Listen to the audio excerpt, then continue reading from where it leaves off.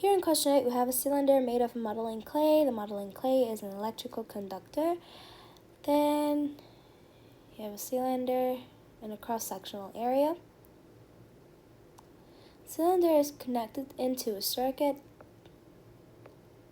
Here, figure 8.2 shows that the circuit also includes a battery with EMF 9.0 volts and resistor P. So I have, this is the voltage. Resistance of P is 4 ohms. I'll write this near the diagram. And the current in P is going to be 1.5 amperes. So the current in the whole circuit, because it's series, and we know that in series, the current is the same at all points, like here and here and here.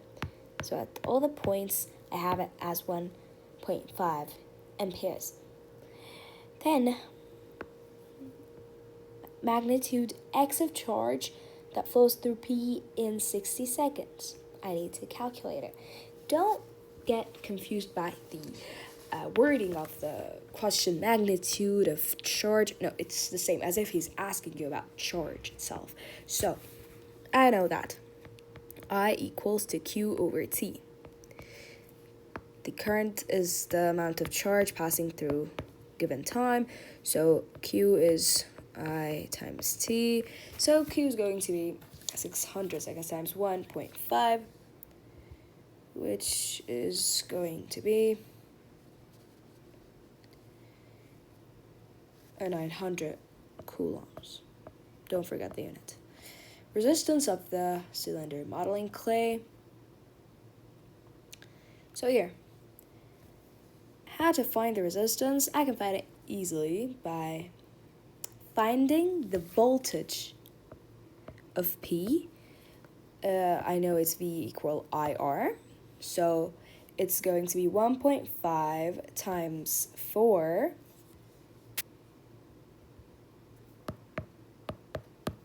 which is equal to 6. So Vp is 6. The remaining voltage, I know that voltage in series is going to be added. So here, this has a voltage of 6 volts. So obviously, this is 3 volts because 6 plus 3 is going to be 9. So the voltage of the modeling clay is going to be 3 volts. Don't forget the units. So I have already the I and V, and I get the R by R equal V over I. So it's going to be 3 over 1.5, which is 2.0 ohms.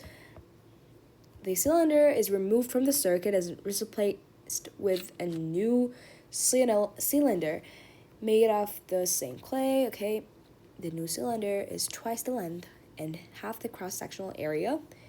Calculate the time it takes for the charge to flow through the resistor P. I know that this question may seem a bit tricky, but try to follow the same steps that we used to do. I here have changings in or alteration in the resistance. So I'm going to use R1, A1 over L1 equal to R2, A2, L2. The resistance in the modeling clay originally was 2 times the area, which I didn't know, so I'd keep it, and L1, which I'll keep it. I need to find R2 then. After I halved the area, let me write it like this better. 1/2 times A2. Then I 2 times L1. So 2 times A1 and 2 times L1. I have half divided by 2 is 1 over 4. So this is going to be 2A1 over L1 is equal to 1 over 4. R2 times A1 and L1. I'm going to cancel A1 with A1 here on both sides and L1 with L1 here. So it's going to be 2 equal to R2 over 4.